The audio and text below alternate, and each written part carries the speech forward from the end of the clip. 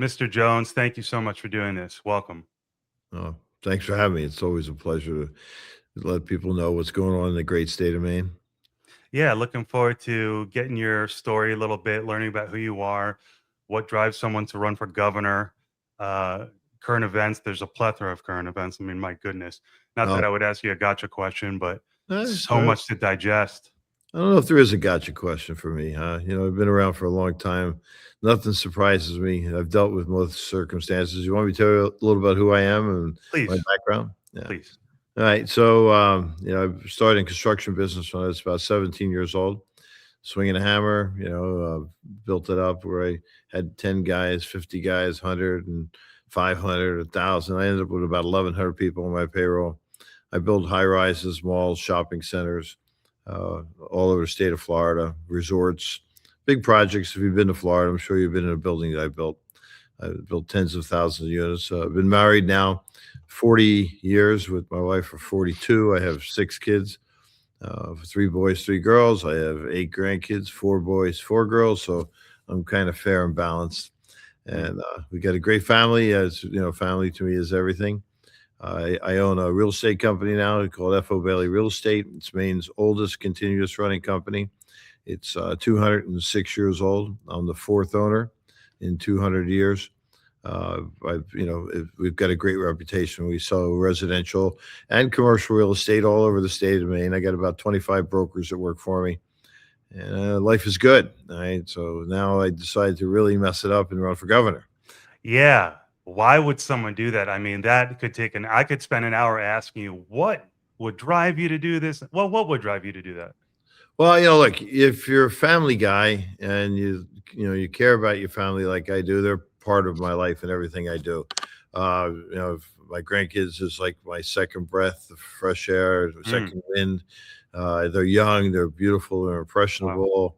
Yeah. And if you think you can do something to make it a better place, Yeah. in fact, it was my grandchildren that actually talked me into running, circumstances and things that they Really? said. Yeah, I was watching this show with my granddaughter and my grandson Elliot, and my granddaughter Mary, and had one on one knee and the other on another knee, and we were watching the David and Goliath story, called King David. I don't know if you ever watched it on No, Netflix. it's on my list It's too great to to watch. It's a great yeah, yeah. watch. So we're at the scene where David's going to fight Goliath, and Elliot's on my knee, and he's like, "Papa, Jesus, he's going to tear him apart. This Mm, he's a giant. He's going to tear him apart." I said, "No, he's going to win." He says, "No, he's not. Look how big he is. He's going to tear him apart." I says, "He's going to win." He goes, "How do you know?" And he likes to question me. And I said, "It's in the Bible." And he's like, "Hmm."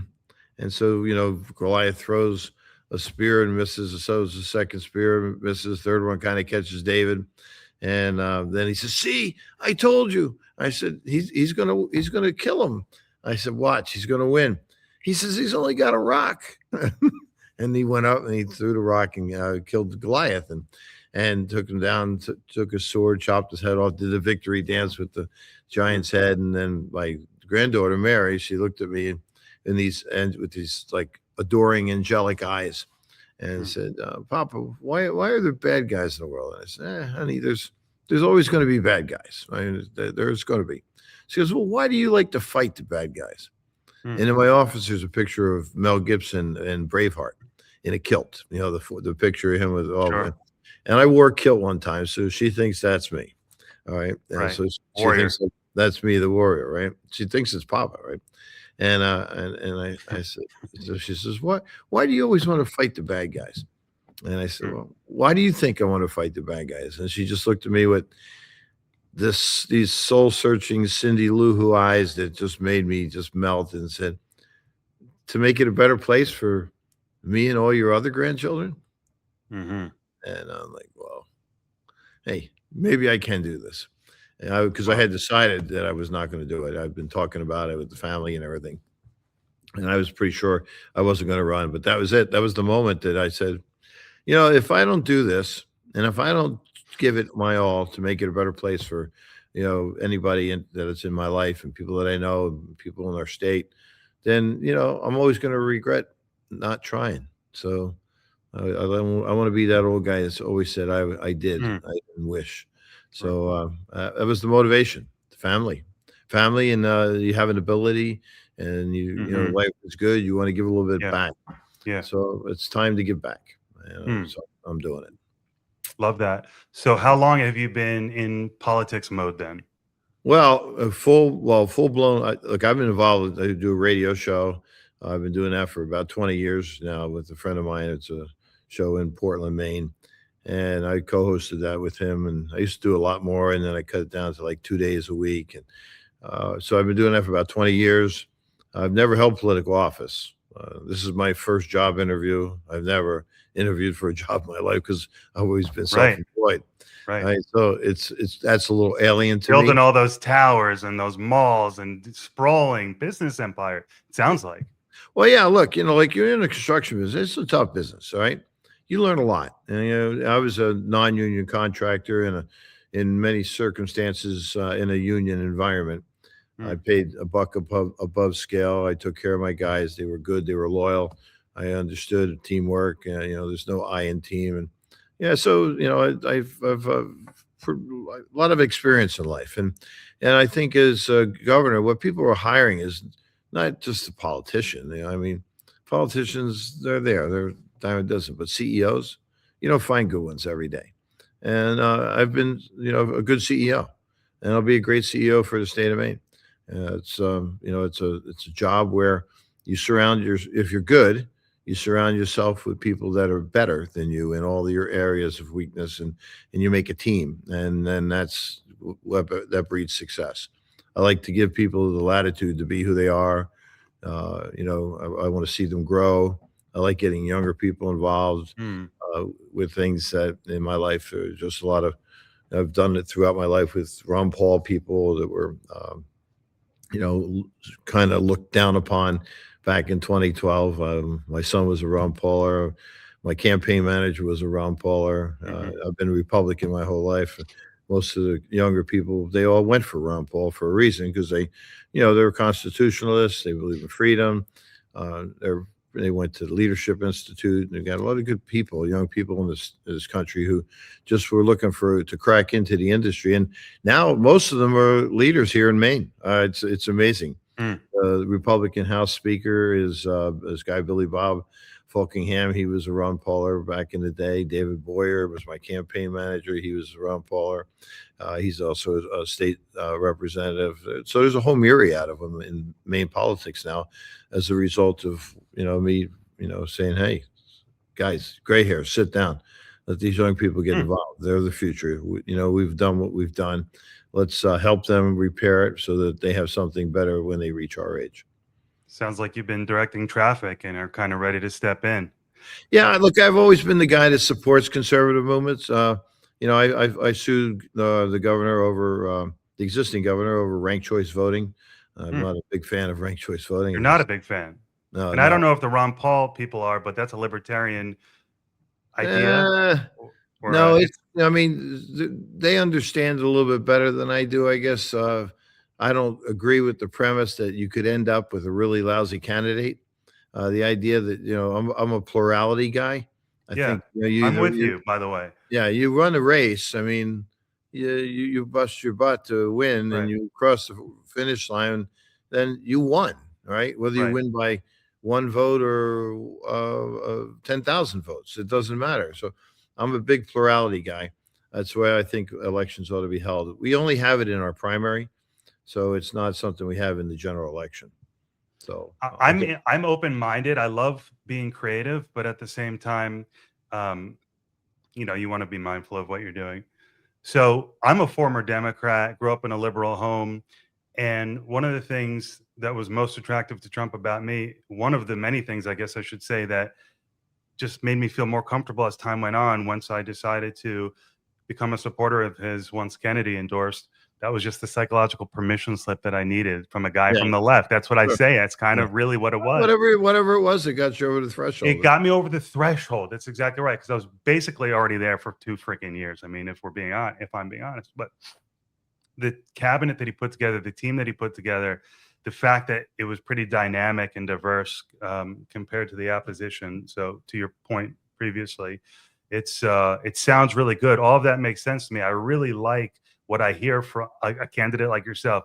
like for real, just talking business, real family. What do you want? I mean, so the question becomes, what is the role of government? What is the purpose? And it's so tell me a little bit about that.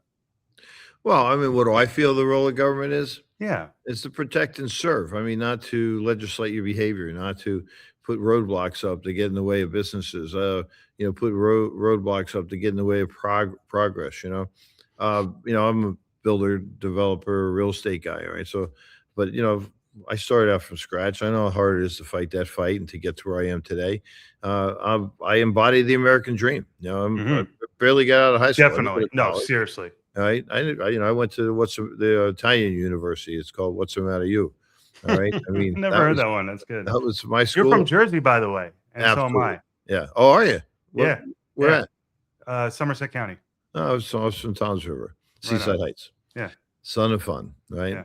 But like so I grew up in this environment where when you get out of high school, you either go to college. College really wasn't a big option for most of me and my friends, and or you go to work, all right? And you go to work doing something. Um, for whatever reason, learned how to use my hands and my brain and my heart, Hmm. and I had the determination of 10, and like any young guy, I like to party, but if I went to the bank more than I went to the bar, and so I accumulated a little bit of money, a little bit more Mm. money, built it up, and I built a business, and that's the American dream. Is that people say, well, you can't do that, you don't have enough money, you got to have money to make money. Well, that's not true. Mm. You work hard. And you're a young guy or gal, and you're in this country, and you've got this idea you want to be something, and you focus on that. And people who are successful, they gravitate to that.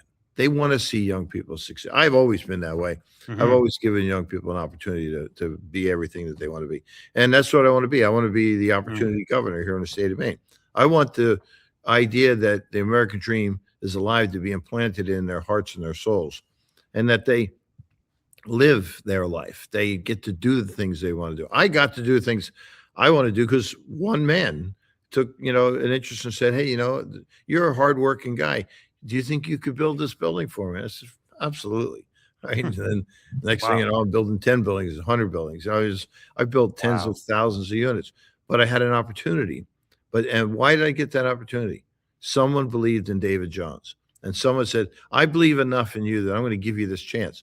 And if you do good, Mhm. the world is your apple." And people today, the younger people, they're just not seeing it. No, it's still there. Because you see people who come from other countries that don't have anything, and in a couple of years they're millionaires, right? Why Right. is it so that people can come from other countries and Mm. realize the American dream? Well, they see it. They see the forest through the trees. And when the kids are in school and they're being indoctrinated into this way of life, that you can't succeed, that you got the government's the answer, not the problem, then they start to think like that That's instead of really with interesting their mind. because I was thinking to myself, I wonder, and I totally respected it if it was, but I was like, I wonder if he's kind of indicting Americans a little bit if he's having a Viveka moment. And then I go, oh no, he's really indicting the system of our indoctrinating system. And so Hmm. what's plaguing? You're talking about what's plaguing Americans, and that's not plaguing foreigners that come here.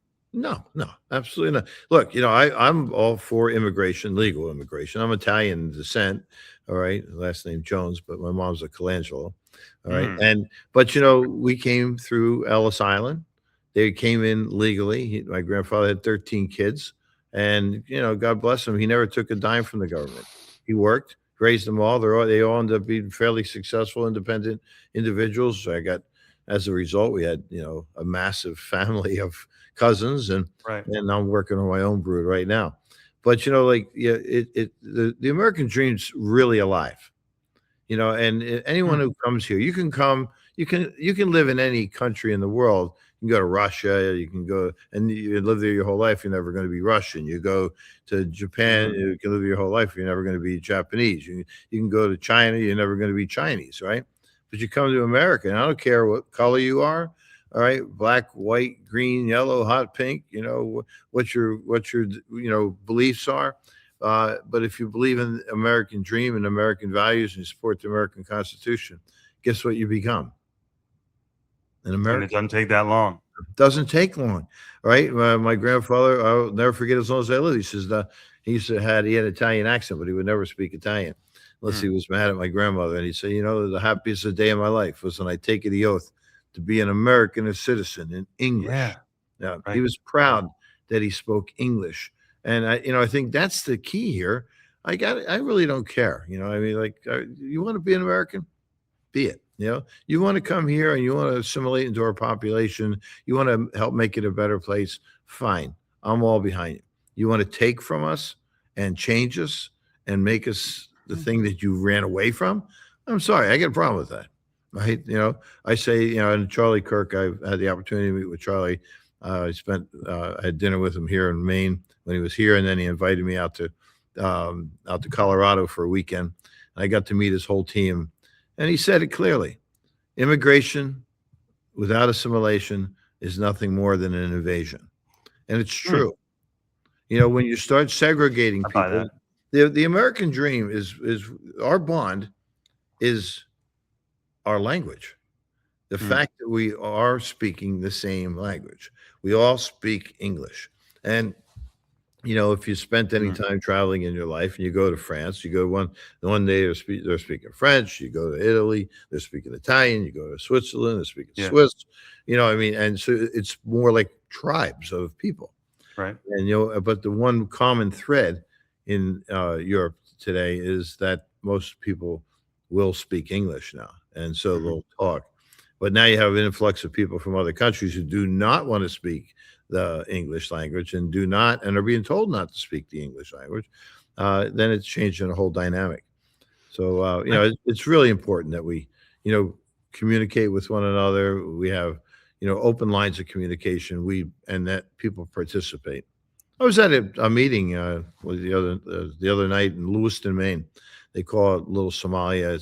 There's a whole Mm, everything on the news about Gateway and the fraud that's happening with the Maine Care and the money that's being misappropriated. We're talking a lot of money. We're not talking about chump change. We're talking maybe billions of so dollars. this is a simultaneous case involving a Somali community in Maine as the story is breaking It's the about same thing Minnesota? as Minnesota, all right? It's carbon copy.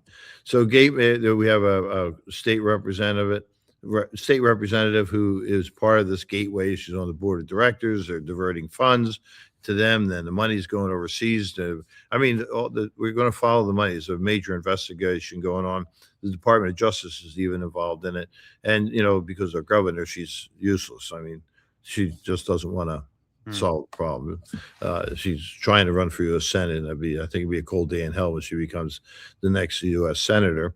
There's just too much baggage for her to do anything. But yeah, we have the same problem in Lewiston, Maine, and so they actually swore in the city council in the city of Lewiston. I was there, and a guy who refused to let them know what his address was and where he lived, and he right. was living in the address that he gave was a vacant building that was condemned and no one can inhabit it. But they still let him slide in. On top of that, that building was involved in one of the largest drug busts in Lewiston, Maine. All right. And Mm, on top of that, he was arrested for felony possession of a firearm. And I forget if there was another charge associated with it. And they still swore him in. And he mm, swore to uphold the Constitution of the United States and the Constitution of the state mm. of Maine. I think he already violated it when he took his oath. Wow. Think about Yeah. that. Is that America? That's like a microcosm of so much that's going on. It's rampant. I mean, you're seeing it all over national news, but we're living it. I Mm, was in the room, is half Somali and half local, and the tension in the room was unbelievable. mm, I guess hatred, the fact that I spoke up against this person being sworn in as a city councilor. They just did not like the fact that David Jones was there doing it. But they launched a special investigation, and hopefully, you know, the guy won't be on there. Everybody wants representation, but if you're on a council, whether it's town council, city council, school board, board of education, whatever you're doing, you're representing everybody. And if people can't believe in your character, then how can they trust you? mm. right? Well, look, it's always good to go after fraud, and in that particular situation, I certainly give you the benefit of the doubt that you're doing the right thing. It sounds like you are, so well done. Mm. Um, so it's always good to pursue common sense things like that. And I got to say, everything you're saying is really right up my alley. It's my brand of politics at this point in my life. It just sounds very reasonable, realism based. Sure. So I guess what I'm wondering is there anything on the left these days that is of value? Or is it all bad? Maybe economically, are there any economic policies that make sense? Well, no, I wish I could say that there was. And I'm not like a hard right guy. I mean, Mhm, I believe in, like you said, that's the key word, common sense. I was picked by President Trump to be on the National Republican Platform Committee last year, mhm, and we worked together to come up with the platform that he is running this our country on, the Republican agenda. mhm. And, it was great to be part of it. One of 100 people in the entire United States. It's kinda like, Wow. okay, why Yeah. David Jones? But he did choose me, and it was great, and I'm glad that he Huh. chose me to do it. But, when you look at what they've done, they regulated us into our backs are against the wall. The cost of goods and services are through the roof.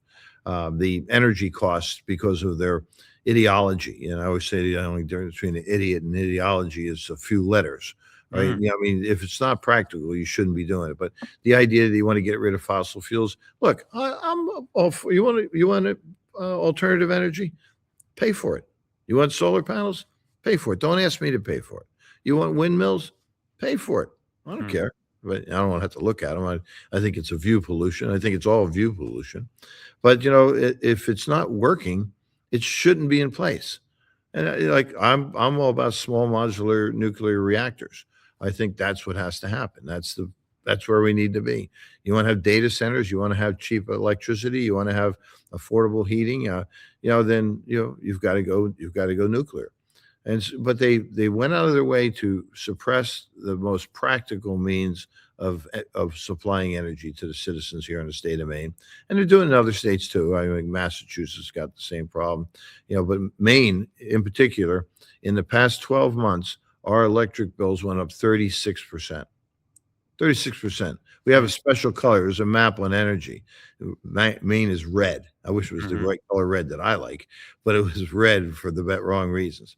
mhm, And 36%. And in the past 7.5 years since she's been governor of the state of Maine, and thank God she's termed out, but our electric bills went up 115%.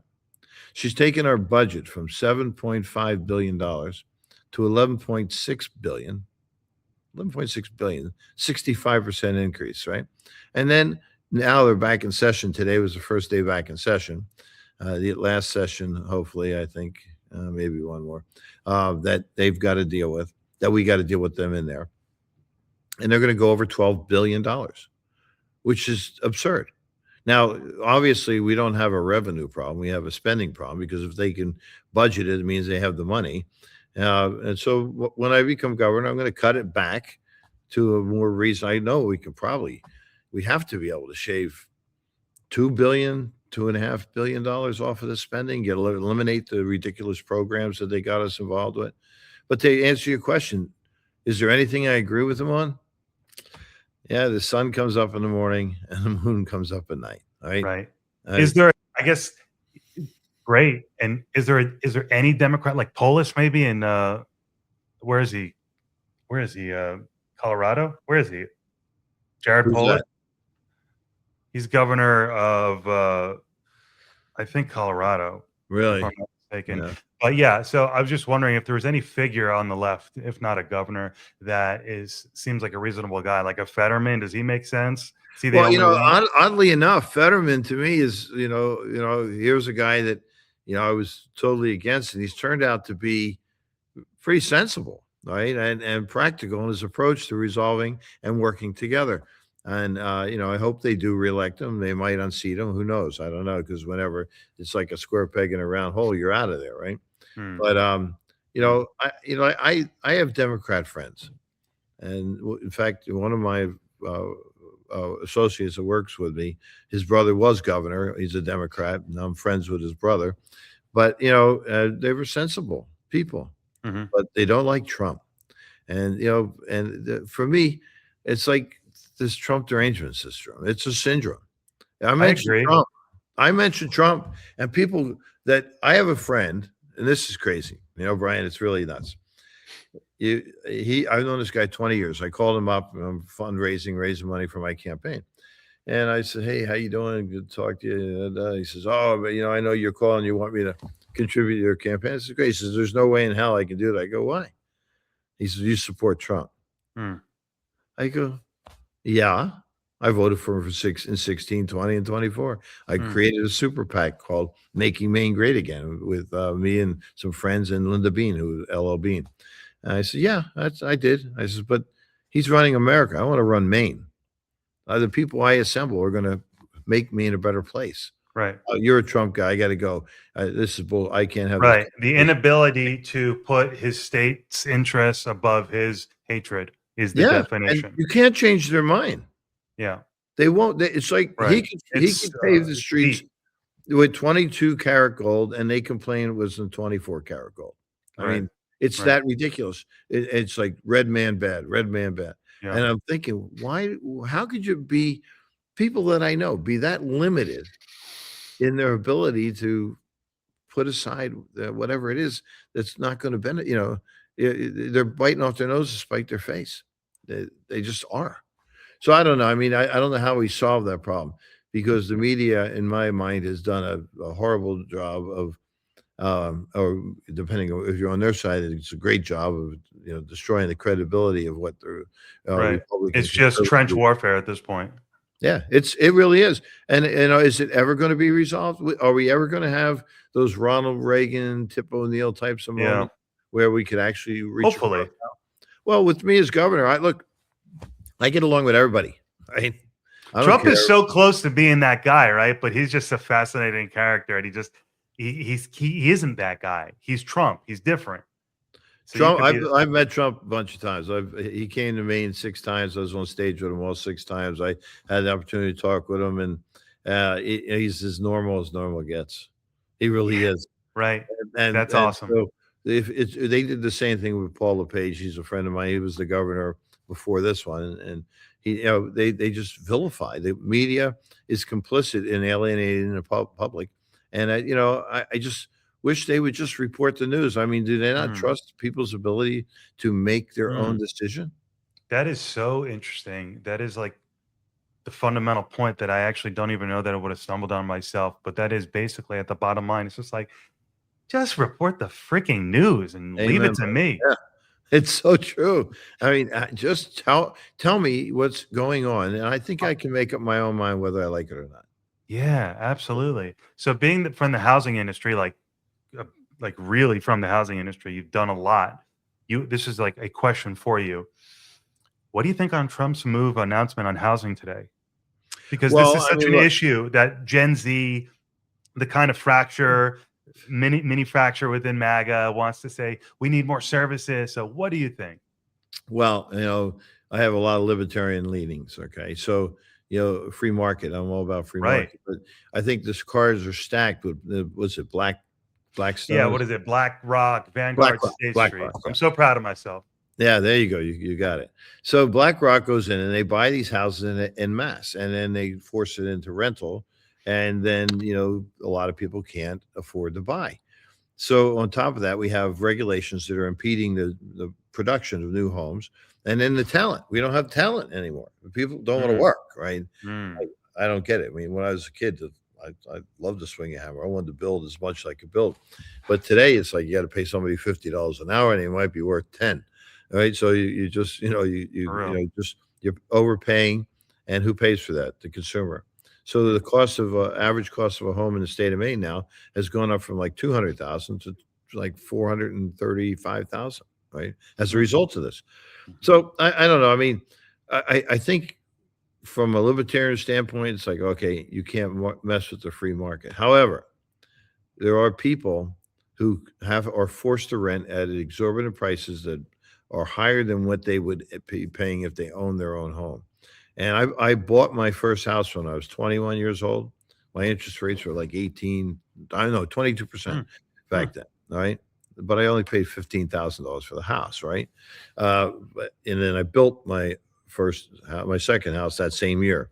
And, because I was in the construction business, I could do it. And I had a lot, and I had guys. And when I didn't have guys working on one of my other houses, I put them on the house and I built the house. Right. So, people can't do that today because the cost of goods are so high, cost of mm. service are high, the regulations are through the roof, the permitting and the blockades that are put up. So I understand what Trump's trying to do.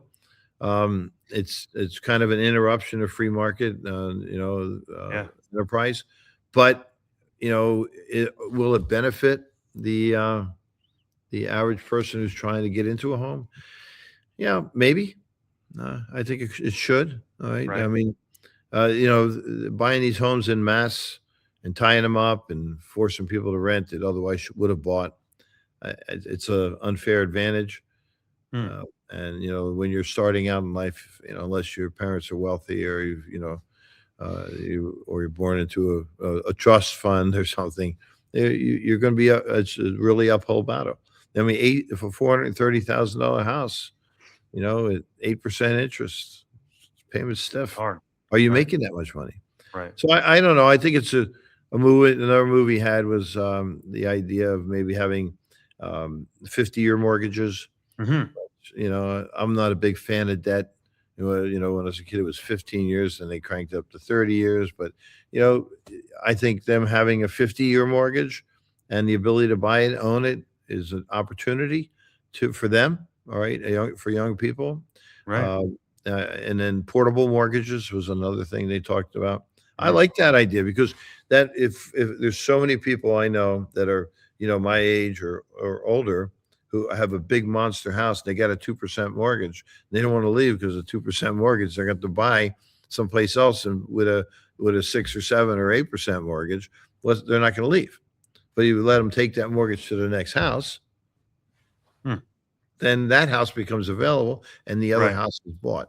So I mean, there's a lot of creative things that Trump does. I think the man's brilliant. You know, That's the point for yeah, me is there's so much um, going on, and maybe not all of it works, but he's trying. He's thinking outside the box, and he's such a political chameleon to me. mm, And like a magician, such a interesting character. And so, what is MAGA really in terms of traditional labels? That's why it's so interesting. yeah. Well, look, you converted from a Democrat to a Trump supporter. I Hmm. know a lot of young people. They say if you're not a liberal by the time you're 18, you don't have a heart, and Right. if you're not a conservative by the time you're age 40, you don't have a brain. All right. So, but Trump is he's really an anomaly. Can't Uh, deny it. his motives are pure. It's not like Right. you got to remember he was a multi-billionaire before he became president. Regardless of how much money you have, once you get to that Was level, he? Well, oh, he was what? absolutely, Okay. absolutely, yeah, Okay. absolutely, yeah. People say he overstated his wealth Right. from 11 or 12 billion, and he was worth 10 billion, and I hear he's worth 5 billion. Look, if you're worth $1 billion, you got more money you can Splitting spend. hairs at that point. Yeah, yeah, exactly right. So I don't have any issue with saying that his sacrifice to become president of the United States is immeasurable, and Mm, so his motivation is pure, and he does love his country. I've talked to yeah. the guy.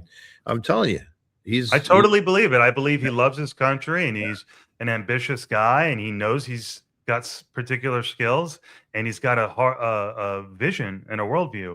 What else do mm, you need? And he's got that zest and that passion, and he's just got that I've never spirit. seen anything like it. Yeah. I mean, I've met other presidents, I've met senators, congressmen, legislators from all different levels, and I like I've never seen anything like this guy. He sleeps 4 hours a Yeah. night. So He's wild. up and running constantly like the ever ready battery. Just Yeah. doesn't stop. His ideas are great. And people push back. Right. I I know what the motivation here is for the tariffs. Prior to I think it was 1934, America existed entirely on tariffs. We didn't have an Hmm. income tax. right? I think it was the Right. 34th or 13th. And I you want forget. to get rid of the income tax. I I noticed want on to your get rid of the income platform. tax here in Maine. But that's what you're telling me this is all about. Tariffs are about. You can't have both, all right? But Mhm. he's taken in a tremendous amount of money through the tariffs, and he wants to reduce debt. And that's what I think. When you have extra money, you reduce debt because what's the sense in having it and paying the interest on the debt, right? If you have the money sitting in the bank, and you're not going to get any return on investment if it's sitting in a bank. But I'd love to eliminate the income tax here in the state of Maine, and he would like to eliminate the income tax in our country. And So this that's is a the lot. big picture on tariffs for him, you think? Yeah, absolutely. I know for a fact that's the case. So, it just it's working. Now people don't like it. Why? Because it's Trump. It's like, all right, I get it. You don't like Trump, but break out your calculator, do the math, do the Hmm. homework, check it out, and see for yourself if this is something Wow. you like. And I just don't see. As soon as you mention Trump, it's like the world's coming to an end. And I think that 100%. it And doesn't it's make any sense. unfortunate because, well, I guess we have to talk about 2020. Can you tell me? Because I was in law school at the time. I was, I don't dig that deep. I read some news publications and I go about Mm. my day. But at that time, I was actually, in school and working going to school at night. So 2020 at the time, I voted for Biden. Mm. And shortly thereafter began my took some critical race theory themed law electives in my final year, and that's when it all began. Yeah. But was it as bad? Certainly, it couldn't have been as bad as the mainstream media made it out to seem because I know better by now. But was he wrong at all there? I'm Where? trying to see if there's anything. Was Trump wrong about in any way with respect to his election challenge? Because I'm trying to see if these people who are so TDS, and I know it's true, is there anything we could give to them to say, yeah, okay, let's talk though. You were right about this. Is there any room, or Mm. or are they really just Look, poisoned there's mentally? a lot of people who watched that election, and never in the history of the United States has there ever been a case where someone gained 11 was it Right, 11 million votes more or something, and right, then lost the election. Right? right. Look, I don't have access to that information. All I know is that if it walks like a duck, it quacks like a duck. It's usually a duck, right? That's the deal with the election. Legally, I say legally, they declared Joe Biden the president of the United Right. States. I accepted it. I wasn't happy with it. Will I ever know the truth or will I ever understand it? Probably not. I want paper ballots. I want voter ID. I don't want this mail-in stuff. I think it's stupid. It leaves itself open for corruption.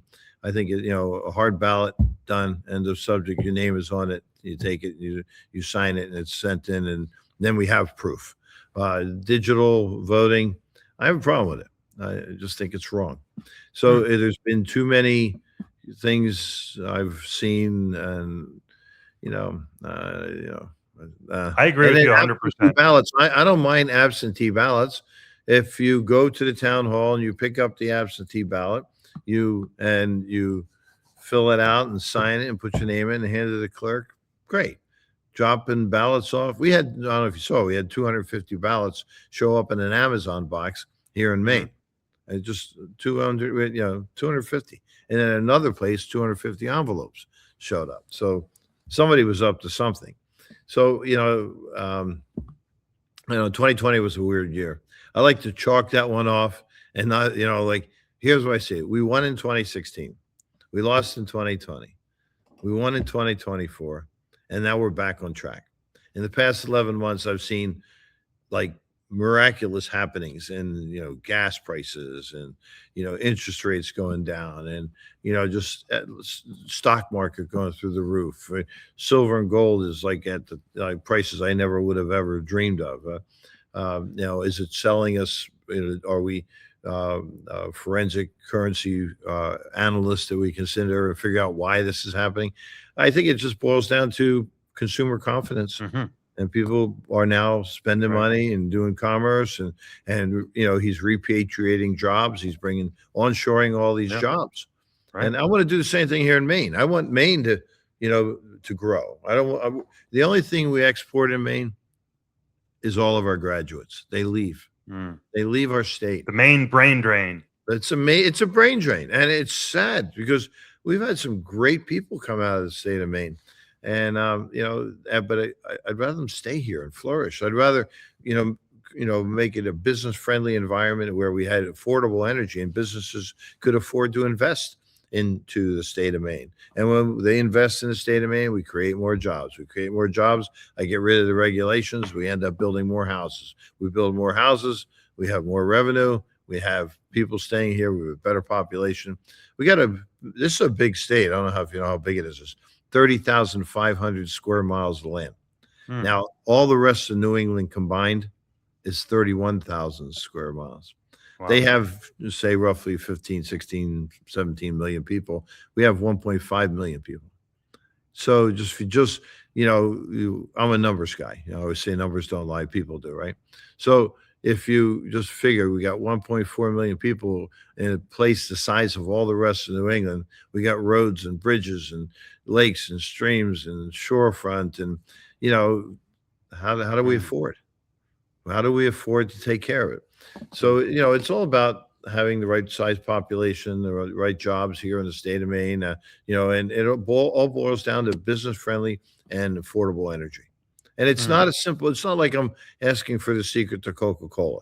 This is a real deal. Give me cheap energy, affordable energy, and we have ignition. People love Maine. We have 40. Why is the 40 cheap million energy so crucial?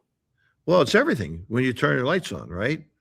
Turn your light switch on, charge your car, run your heat pumps, fire up your boiler, just everything, turn on everything. Everything.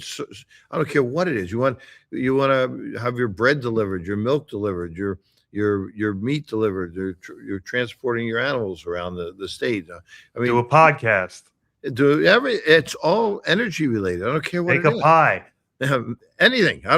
Make marshmallows, right? Just whatever it is you do, it centers around energy, and people take that energy for granted. They don't understand. Now, if the light switch, if you turn the light switch on and the lights didn't come on, you'd be one upset individual, Right. right? Well, it could get to that point. It could get to the point where it's just not affordable, right? And we're at this point now. I have a guy I met up in Farmington, Maine, 67 years old. He paid his house off when he was 50. American dream, right? Have mortgage burning property, party, and everything's good, right? Right. Oh, well, then he wow. gets sick. Damn. All right. He's got $1,600 a month. He gets from Social Security. His life was focused around living on that no payments, minimal amount of property taxes double, heating costs double, electric costs double, food doubles, right? His money remains the same. The end of the third week every month, he's broke and he has to go to the food pantry to get the meals that he needs to eat. He's got serious illnesses and he can't get any help. But yet someone can come from another country, right? Sneak into our country and end up getting education, car, housing, money, EBT cards. I mean, it's just not fair. So, when I see these things happen, that's an injustice. Again, I have nothing against immigration, but I want legal immigration. And I want you to become an American. I don't care who you are, what color you are. I don't see color. What I see is, America. I bleed red, white, and blue. And I think everyone who's here has to do the same. And if we don't, it's just going to deteriorate. You look at these Dearborn, Michigan. You look at Minnesota. You look at these things. That Nick Shirley, interesting young man. He's 23 years old. I'd love to talk to the kid. Yeah. It's amazing. I met Charlie Kirk. He was 31 years old. What a phenom. He was an amazing man. I said to him, he would have been president one day. I guaranteed he would have been president. I went around telling people that for 2 weeks after he got killed. I said, explaining to people who didn't get it, I go, hey, I'm just finally paying attention to like the nitty gritty of politics, especially on the right. I'm telling you, this guy would have been president. Yeah. You had a chance. You had like Charlie Kirk for your age group was a godsend. Absolutely. that, and I sat there at the dinner table with him. I said to him, you know, Charlie, I think you're going to be president of the United States one day. He just kind of had this boyish grin and smiled Yeah. and just said, it's like, you know, maybe, right, you know. But he was very humble. But Yeah. he, you know, but he was brilliant. I Yeah. mean, And you studied know, and worked. brilliant, brilliant, brilliant young Brilliant. guy. I watch, you know, like even now, it sickens me to watch his videos Mm. and know that he's not with us. I was on a fundraising call when I got a call from DC that he had been shot, and I thought it was, you know, one of them sick jokes, you know, people like to Yeah. play. And turned out it wasn't, and I Yeah. just I stopped everything I was doing that day, and it just took a long ride. That was the day I went to Farmington, Maine, and I met that guy that I just told you about. Oh, interesting. Yeah, it was funny. Kind of odd. I never connected the dots on that, but you know, here, you know, that was, you know, Charlie Kirk was everything your generation needed, and it's going to be Mm. really hard to replace him. You know, not to say, you know, there's not somebody out there.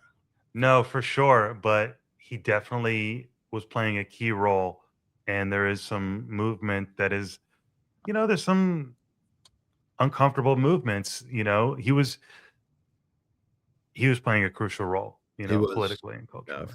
and for, you know, for your generation, top shelf. You know, and I really, it saddens me to see that he's no longer with us, and then all the conjecture that's going on right now, and people Mhm. talking, and, you know, they just like, what? Hey guys, get a life. What the hell did you ever Right, do that's right, better than what this young man did in his 31 years on Earth? He did more than 100 men did in their entire lifetime, right? really. And you're It's sitting, you have the audacity to sit there and talk him down, or pick right. apart a sentence that he might have said. Yeah, thank you, exactly, because he promoted free speech and dialogue.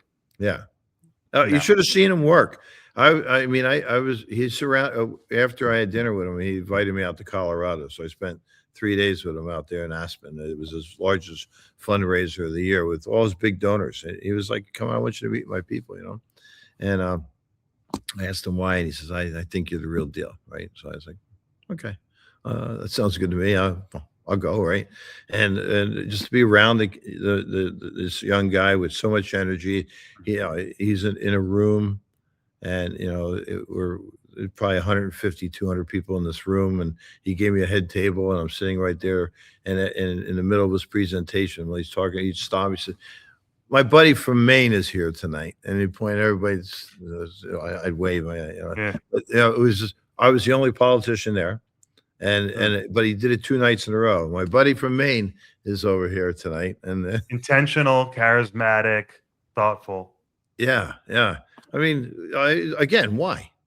Well, Mm. so, he has ability, I think, to, pick out people that were similar in, ideology and energy, and, just that, that he identified. Well, And people mistakenly think that he and people like you and Trump and everyone in this MAGA world now are some far right extremists, but that's not what it is. It's it's just a not true. total, and in my Yeah. particular experience, studying those CRT narratives, being my father's son, God bless him, I love him, and I respect him immensely. Love my dad. But being my father's son, wanting to learn about injustice, I took those classes and it opened my eyes, and I saw the political landscape never the same way. Yeah. Well, the whole DEI, SEL, CRT. Think about that. Why is it? And this, is my opinion, of course. There was a point in time where I think America had really not, the racism wasn't as it It was was not. winning. It was winning. We were winning. Being recognized in the fact that you're American, we don't care what color you are, it doesn't matter. We weren't seeing color. So then this guy Obama gets elected, and I thought, well, I was an Obama fan, obviously, the Democrat Party. I thought when I first saw him, I thought that when he was at the Democrat National Convention, I said, when I watched him speak, I said, he's going to be the president of the United Right. States. There's no Right. doubt. He Right. was charismatic. Da, da, da. Then I like to do my research and find out more and more and more. But he had an opportunity to make America an incredible place for everybody. Right. And Right. instead, he went down the racial divide, and race baiting and fear mongering. I hate that. I am not a race baiter. I am not a fear mongerer.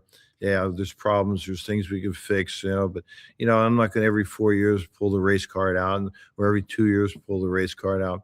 Again, I don't see color, but he saw color, and he Did made he it do sure. that because I was so much younger at the time and obviously didn't have the experience that I had? So I look back and I say, my new MAGA friends, I don't necessarily think I agree with you on Obama, but maybe I just wasn't paying enough attention. But there was coincidentally, I say, this rise simultaneously, laterally in society. So it seems like you could point to a cause and effect there. But you think he was pretty tough in that subject? He wasn't good? I think he was, instrumental in dividing our country. He said on numerous occasions, "I'm going to fundamentally change America," and he did. It was very impactful. And Then you've hit the nail on the head. Then he is, if I take, in that situation, he is kind of the maestro of this, because when you're talking about immigration and assimilation, that is my language, because I'm saying, yes, liberal, in the general sense, yes, open, yes, immigration that's lawful and all of that, but assimilation, the CRT is specifically about deconstruction. And so it's about deconstruction. That's what guys like you and me, I think, are reacting to. amen. And it's true. So like if you go down the path, you remember Beergate when I don't know if you remember Beergate, but Beergate, yes, he wrongly accused the cops of raiding a home of some no, what professor or happened? There something. was a black professor from Harvard, I think it was, that was climbing through a window of a house. Yeah, All right. No, right. he wasn't dressed in a suit or anything, but he's climbing through the window. And a cop runs by and he sees this guy, breaking into a window and Mhm, so he runs up, he gets the guy, handcuffs him and arrests him. And mhm. he had no ID on him or nothing, right? And so then they accused the cop of being a racist, and then Obama invites he called it got to be known as Beergate, and had the professor and the cop get together at the White House, and they had a beer and da da da. Oh, I right. but he and then you look at the riots that we had in these major cities and people burning stuff down. That was all going on while you were in college, I'm guessing, right? And why? Think Mm, about this comparison. When all that was going on in our country, where we were we were having riots and burning flags and assaulting police officers, police cars. We're still doing that now. They're trying to run ICE officers over with vehicles. Today they did it in Minnesota, but you know, Charlie Kirk got shot and killed. Did we have riots? right. Did No, we did we peacefully assemble with 120,000, 150,000, however many people in a stadium and right, have uh, uh, uh, hours of prayer and right. right? But did we leave our trash Yeah, all over the place? Did we right. destroy anything? Did we break windows or assault the police? No. So there's a whole difference in, I guess, the mindset, right? And that's what Charlie Kirk was about. It's like there's nothing wrong with peaceful protests, but if you're going to assault people and threaten people and demean our country and burn flags, they're saying it's a freedom of speech. I don't agree with that. The Mm. American flag is a symbol of what we stand for. And if you're just going to desecrate it, I don't know. You think it's fair? Think it's the right way to express yourself? That's an interesting question. I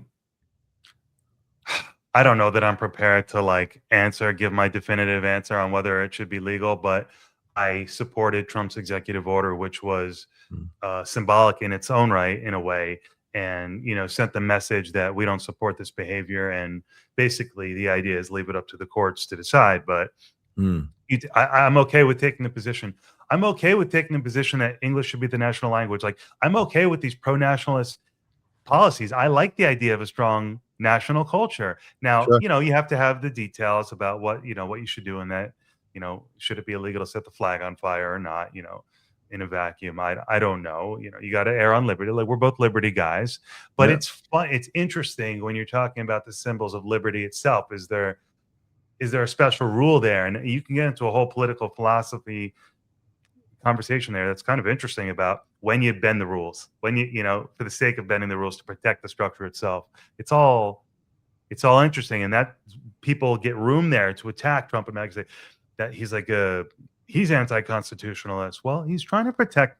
He's fighting a war to protect the fucking thing. Excuse my language. Exactly right. Yeah, they say all's fair in love, war, and politics, right? Yeah. But like I just say we err on the side of caution, and that you laws are law. You don't like the law, get elected, change it, right?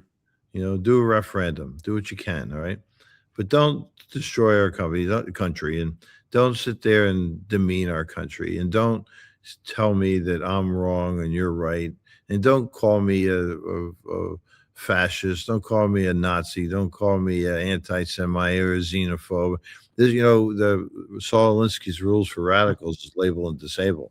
I don't Mm. know if you ever read that book. No, but I know Obama has. Yeah, absolutely. Yeah.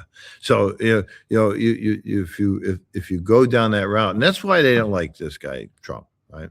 Because you know what he did? He took that book and he used it on them. Pissed on it. Oh, No, okay. he used it.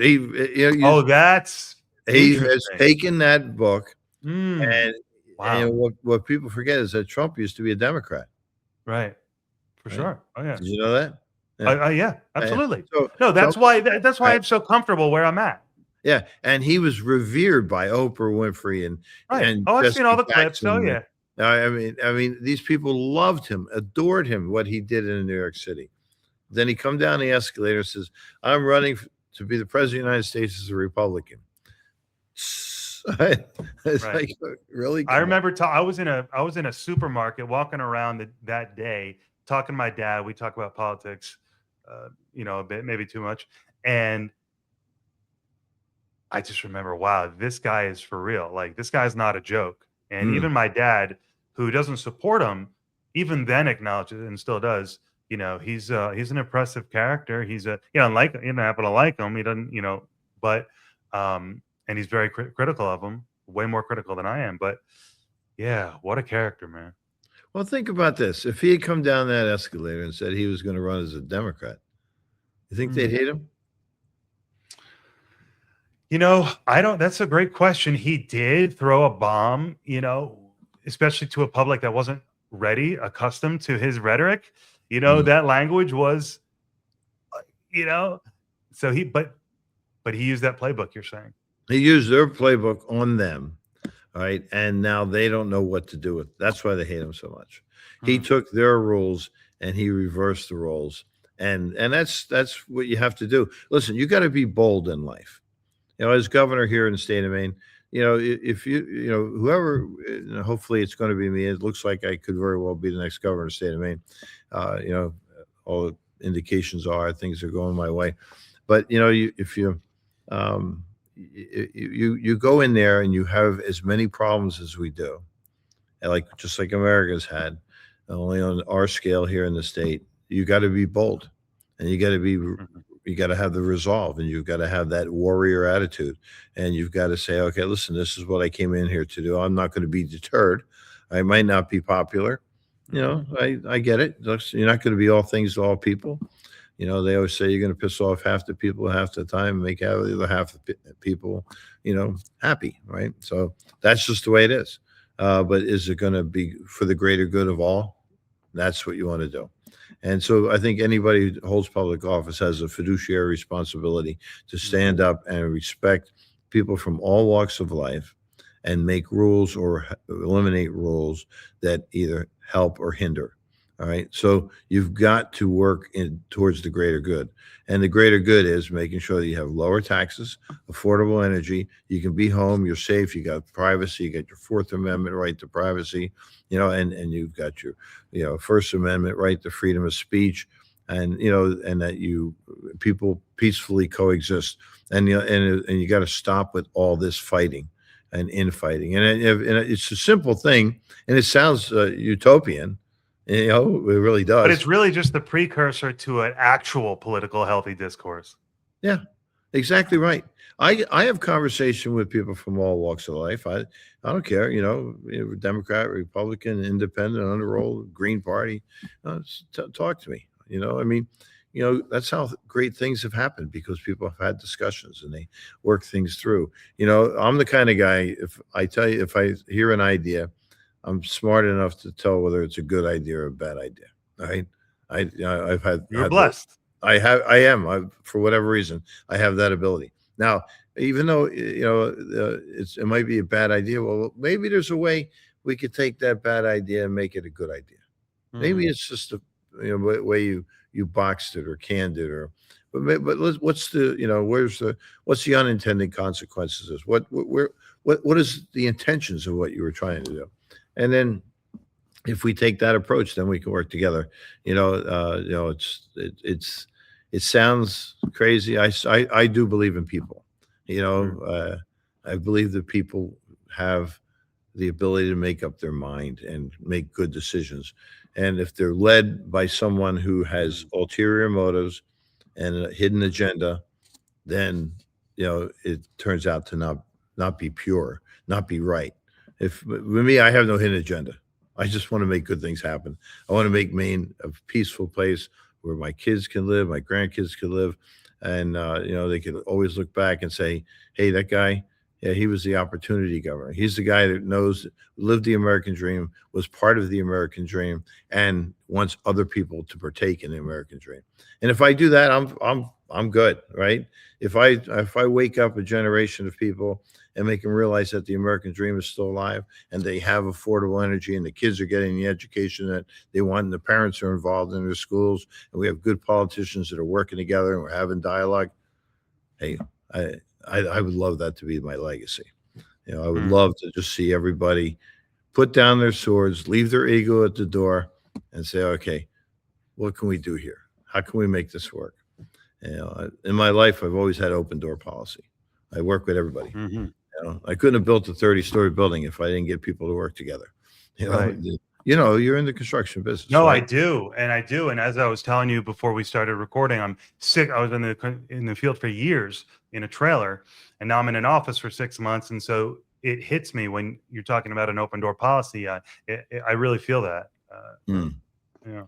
It's the most important thing in the world is to have dialogue. I've been in business my entire life. I've never interviewed for a job. Right. My office door is never closed. Mm. I don't care who's in there. If Trump came there, the door is going to be open, Well, right? this is just what kind of guy you are. It's why you're a successful CEO. You're in the mold of Trump, if you want to say that. You're this kind of person. I totally support this kind of person being governor. You have a gift for business. You care for people. I mean, you've said that so passionately throughout this discussion, and I believe it. And so I am just convinced at this point in my life that this is the right approach to politics. I just, Amen. Yeah. yeah, I I just can't. agree with you, Yeah. and younger people have to put their arms around this, and they gotta this negative vitriol has to stop. And it's counterproductive. You wanna move forward, you gotta work together to move that ball down the field, and if you don't work together, it's just not gonna happen. Good things aren't it's just gonna get worse and worse and worse, and, like, my daughter, she's 34, that's my youngest one, Lauren. Great kid, she works in the business with me, a great Mm, broker too, and but, she had a friend she was extremely close with. I mean, mhm. and how she got married at my house. I mean, on the Nice. grounds of the property. Wow. And, uh, you know, sh this thing happened with Trump, and my daughter's a Trump girl. They're Oh, enemies. She lost a friend. It hurts my right. daughter That's a lot. terrible. That's And that's so I sad. I know how much it hurts my daughter because she's like Right. my social butterfly. She loves people, and Right. but she's really like hurt by the fact Right. that this person has shunned her because she likes Trump. Think It's of that. really too bad. It's really too bad, and it says a lot about where we are, and we just need to take the steps we can take as individuals to get over it, just to take a deep breath. Remember, we're all human on both sides. And we could probably say, hey, that side probably needs to do more breath work than us, but we all Yeah. need to take a breath. And so I They, think I think Maine would be really lucky to have you as governor. I oh, am completely honored that you did this podcast. I've so enjoyed talking to you. I learned a lot, and I'm rooting for you. Oh, thank you so much. I appreciate it. I've enjoyed the conversation. Yeah. I'm open to any more conversations you want to have as time goes on. This is a long process. We're at the beginning of the, I've been 6 months into this, about 6 months now, and I've learned a lot about a lot more than really realized what people want. Mm. I've knew I was on the right path, but I really see now what people want. What's And the one insight amazing that you offered? I would love to have you back. Let's end on this. What's one of the core insights that you've realized while running that people really want? well, I realize that being able to live your life that's why people live in Maine. That's why people come to Maine, right? And if you can't afford to fill your oil tank up when the guy comes to fill the oil, you can't afford to fill your gas up in your car when you stop at a gas station, and you can't afford to go to the grocery store and buy the things that you want to buy when you want to buy them without worrying about going over your budget. And if you can't afford to take a 1 week vacation with your family or friends Mm. every year, then you're in economic prison. The people in the state of Maine are in economic prison, and they're here because of the overburdened government, taxation, the unaffordable energy costs. It's gotten ridiculous, and so they're being pushed out of here. We're losing people that are going to free states, the free state of Florida, the free state of New Mhm. Hampshire. People leave because they say, you know what, enough, I'm done. So I'm telling everybody, give me a chance, get me elected. Don't leave until the election's over. Right. We'll win this election and we'll turn this place around. And Wow. that's what I'm finding out. Affordability is the most important thing in people's lives. Wow. Well, maybe next time we'll pick up on that thread because that sounds like a really interesting one. Yeah. There's So, a lot to talk about. yeah, so much. Thank you so much. I'm sure you have such a busy day and probably more work to do tonight. So, Oh, yeah, it doesn't stop. I mean, right. running a statewide race it's really pretty amazing. Thank goodness I know you're built for it. Yeah. I get a sense of you. In I that think, way, I sleep 3 or 4 hours a night and I'm right, good. All right. right. So, Wow. Well, that ain't me. So yeah. that's why you know what the funniest thing I think I said in the last during the run up to the last election presidential, I said, I really relate to Joe Biden and Kamala Harris. That's why I'm voting for Trump. There you go, babe. In self-awareness, people. Oh, what a travesty that he was president of the United States, and what a nightmare it would have been with Kamala Harris as I president. know I saw your clip on Newsmax and certainly agreed with you. And let's just say people that I talk to frequently, I won't name names, might have referenced this person already in this conversation, as well agrees. These many people with TDS think she was horrible as well. So it's pretty interesting. But you Yeah. don't want to oversimplify people, right? But Mm. I think there is a time and place for generalization. There is a time and place for labels. You got to under. It's very tricky to be a good citizen, to be a responsible person in the discourse. It's there's a lot to talk about, like you said. Yeah, you gotta have guardrails in life, period. Right. Gotta have the guardrails, and, you can't society can't, exist without them. You don't have any Mm, structure, you know? I'm not for boxing people in, but they gotta have guardrails. So you gotta know, we're driving around, life's a bumper car, you don't wanna run off the road. right. And people have been running off the road. It's like they wake up in the morning with a stupid idea, and next thing you know, it becomes law. Mm. I think how do we get here? Well, I think it's a lack of people like you Hmm. running things. You know, I think people are afraid to do it, honestly. They're intimidated. I've I had don't so care. many conversations with a friend of mine named Herbie K. I think he's actually running for Congress. He's closer to your age. Um, he's made mistakes in life. He's had great successes. He's a totally different character, but autodidact, libertarian-leaning guy. Very interesting. And Mhm. he, while serving a 6-year prison term for a white-collar crime he committed, Mm. wrote a book called A Radical Reset. And basically, he's talking about getting rid of democracy and going back to like a qualified election selection process for choosing the leaders. And so Mm.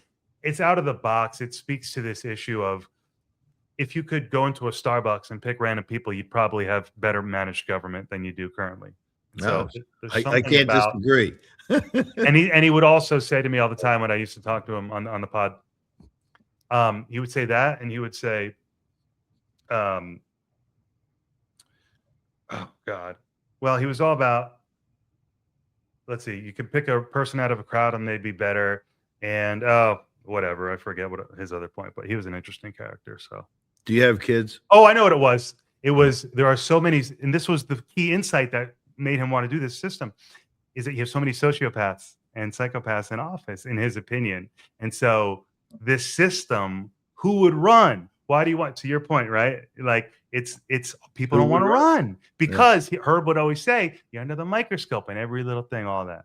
Everything you do, and I'm telling you, I've been, fortunate in life. I haven't made any crazy decisions. I don't Right. drink, do drugs, and and That's what it's a Trump mold. friends, and A Trump mold. yeah, and so I'm lucky. They can't beat me to death, all right, with this Right. stupid stuff. Right. But I see that. Listen, everything's on the table, and Yeah. my family's good. My kids are great. My friends are great. I don't associate with people that I don't like, and so you just go down a good path. It's just as easy to do things right, than have to do it over and over and over again, and make mistakes. Yeah, look, everybody makes mistakes. Right. If you don't strike, you don't strike out if you can't get up the bat. You don't hit a home run, right? So it's Right. Babe But Ruth. it's okay to want someone in charge who isn't, on their fourth second act. It's okay to pick someone who, kind of has their head on their shoulders and has had it for a Sure. while. Sure. Yeah. Well, there's some good people out there. I saw it today when I was at the state capitol building all day. I sat in on some sessions yesterday, and just was listening to what was going on. And I said, like, it's fixable, and we get more people involved that got their head on right and care, and they're doing it for the right reasons, and we can fix it. I don't care where you are, what Yeah. state you're in. Right. There's good people, and we just have to help those people get elected. And when we do, the world will be a better place. Amazing. Well, I can't wait to talk to you again. And is there a website we should be going to support you? Yeah, we have a website. It's jones2026.com. Everything there is to know about Dave is on there. My Facebook is David Jones for Governor. You can go to X. It's just type in David Jones for Governor. There's all kinds of, there's a lot out there right now. We've been at it for 5-6 months. Tons of interviews, perspectives. You can, positions. I'm an open book. Yeah, you got to go. No, the website is gorgeous, by the way, and really good. Thank you. Yeah. Yeah, we put that thing together, and it's really come together. The information's good. It's accurate. Yes, that's what I'm A saying. lot of people compliment me because they say, "Well, I go there, I actually find something out. I No, learn it's something." perfect. Right? It's substantive, but it's bite-sized. It's Yeah, I don't want too much. Everyone likes 30-second bites, right? Yeah, no, it's that's why I use the word gorgeous, because it's like kind of like perfect for the times, and for the Well, function. thank So, you. yeah. That means a lot. Yeah, absolutely. We're there to win it, and we would love the time tonight. I appreciate you having me as your guest, and I'm always available. I like talking about these things. They're near and dear to my heart. I'm not doing this. Yeah, no, I can for the tell reason. it's been an honor. Thank you so much. Likewise. Talk to you soon. Take care.